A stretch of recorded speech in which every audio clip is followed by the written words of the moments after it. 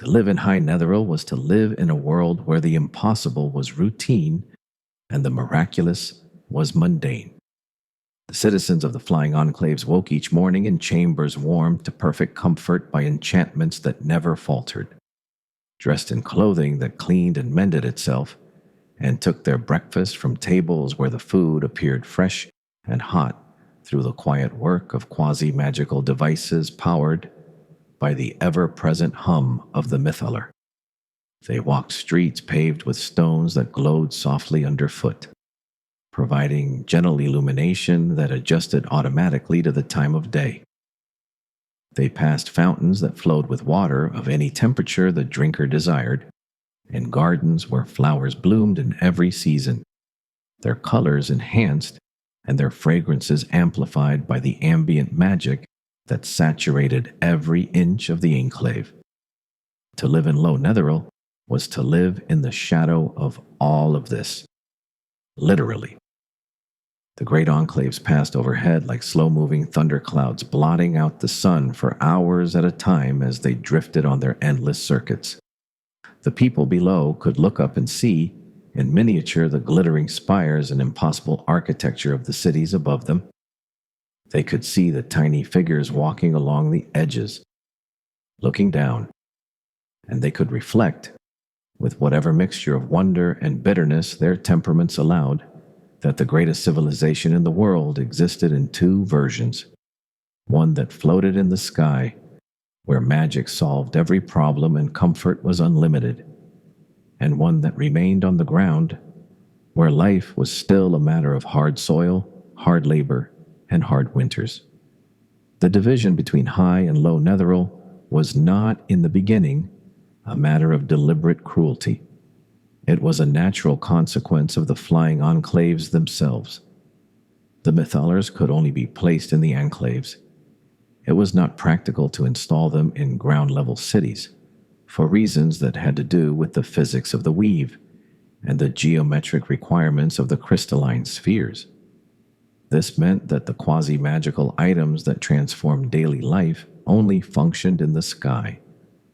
On the ground, magic still worked the old way.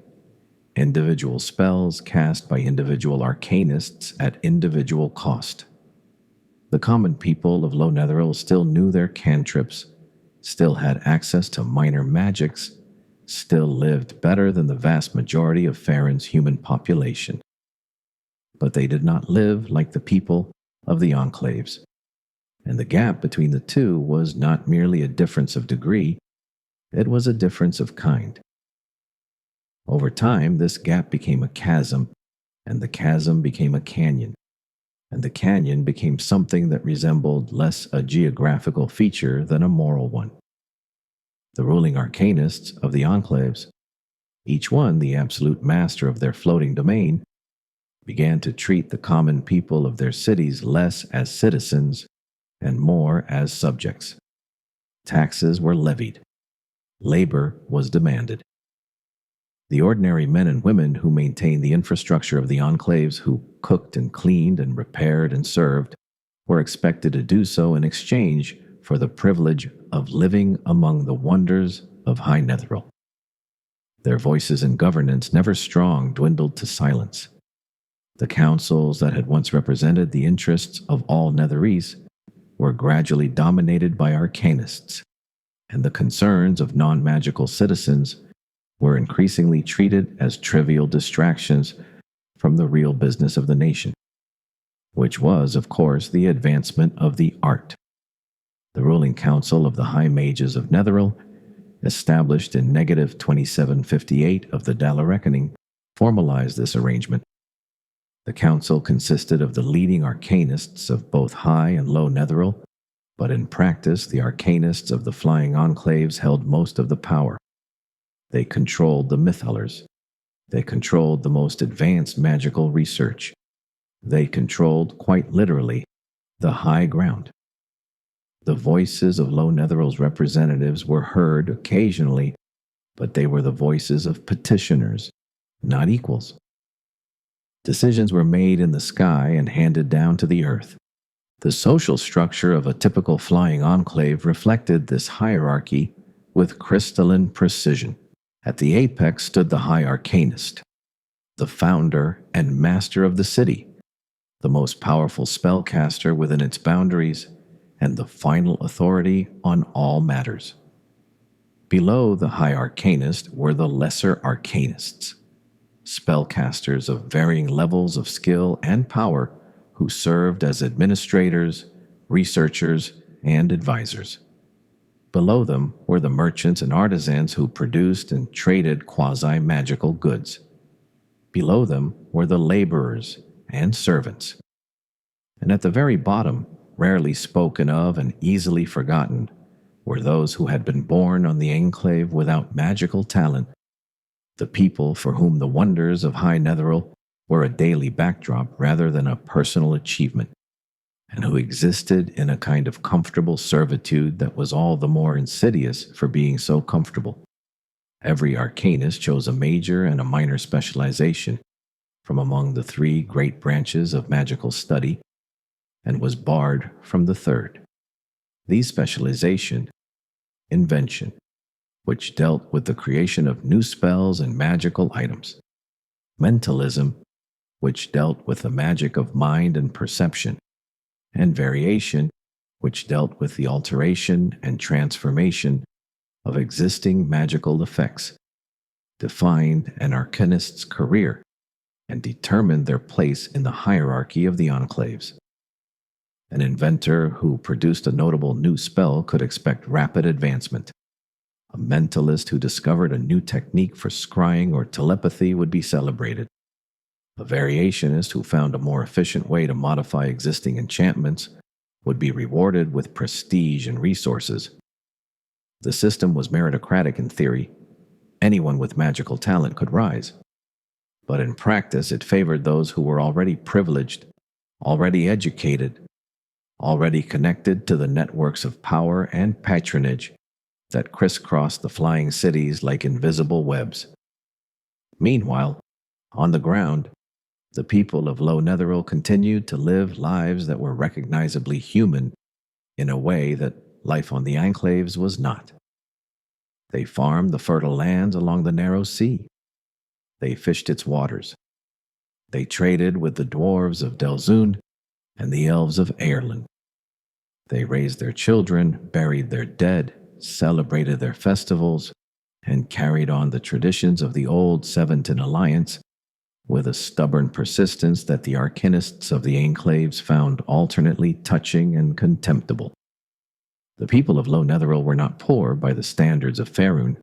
They had access to cantrips and minor magics that most human populations could only dream of. They had traded goods from the enclaves. They had the protection of the nation's military forces. But they did not have the mythalar, and that meant they did not have the quasi-magical items. And that meant they lived in a world where floors had to be swept by hand, and water had to be heated over fire, and clothing had to be mended with needle and thread. The Netherese expansion to the west brought new settlements and new opportunities. The trading post of Quasir, established on the Sword Coast, served as a meeting point for Netherese, Illuskans, Illifarn elves, and dwarves. The western outposts were in some ways more egalitarian than the core territories. They were too far from the enclaves to benefit from their mythalars, and the arcanists who staffed them had to develop powerful magical items that would function without a mythalar's support. These so-called true magical items were permanent enchantments that drew upon the weave directly, and their creation was costly and time-consuming. But they worked anywhere, and some of them survive to this day, scattered across the ruins of Faerun, awaiting the hands of adventurers. It was in these western outposts, ironically, that some of the most important magical innovations of the era were developed. Necessity, as the saying goes, is the mother of invention, and the arcanists of the frontier, denied the crutch of the mythalar, were forced to think more creatively than their pampered counterparts in the sky. They developed enchanted weapons and armor of exceptional quality. They created portable shelters that could be summoned and dismissed with a word. They devised communication spells that could span thousands of miles. And they discovered, through hard experience, something that the arcanists of the enclaves had forgotten: that magic was at its best, not when it was effortless and abundant, but when it was hard won and carefully applied. This lesson would be lost on the nation as a whole. The enclaves continued to multiply, and the culture of High Netheril continued to drift further from the ground-level realities that had shaped the early nation. The art that flourished on the enclaves was magnificent. Soaring sculptures of enchanted crystal, music composed by arcanists who had studied the mathematical harmonics of the weave itself, poetry that wove minor enchantments into its cadences so that the listener could feel the emotions being described. The architecture was breathtaking. Towers that spiraled in impossible helices, bridges that spanned empty air with no visible support, gardens that grew on vertical surfaces. But it was also increasingly art that had nothing to say. It was beauty for the sake of beauty, innovation for the sake of innovation. Excellence pursued not because it served any purpose, but because there was nothing else to do. The citizens of High Netheril had solved every practical problem that human life could present. What remained was the slow, decadent pursuit of novelty in a world where novelty was the only currency that still had value. The Netherese culture had become, in a word, extravagant. In two words, it had become wastefully extravagant. The sages of later ages, reviewing the accounts of this period, would use phrases like decadent, hubristic, and blind to consequence. And they would be right, but they would also be describing a civilization that had achieved things no other civilization had achieved, that had pushed the boundaries of what was possible further than anyone had thought they could be pushed, and that had, in its own grandiose and ultimately self-destructive way, given humanity a glimpse of what it might become if the limitations of nature could be transcended. The tragedy of Netheril was not that it reached too high.